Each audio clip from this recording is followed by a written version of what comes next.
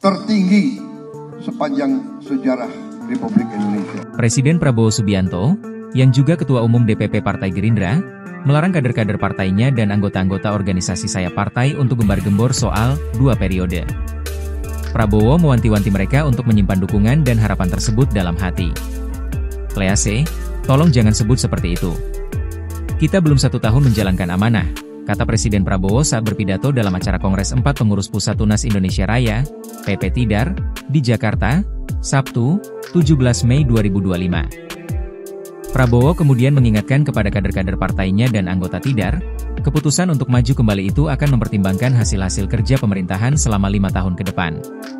Kalau saya menilai bahwa diri saya tidak mencapai apa yang saya canangkan, saya tidak mau maju lagi sebagai Presiden RI, kata Presiden Prabowo. Prabowo kemudian menegaskan jika dirinya gagal, maka dia berharap kader-kadernya tidak lagi memintanya untuk kembali mencalonkan diri untuk periode kedua. Saya mohon dengan sangat, jangan saudara harapkan saya mau maju lagi.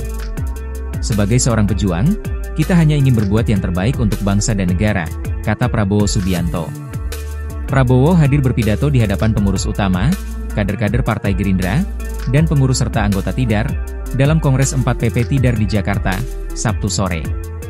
Tidar merupakan salah satu organisasi sayap Partai Gerindra. Dalam Kongres 4 PP Tidar, Rahayu Saraswati Joyo Hadikusumo kembali terpilih sebagai Ketua Umum PP Tidar. Rahayu, yang merupakan keponakan Prabowo, terpilih secara aklamasi sebagai Ketua Umum PP Tidar.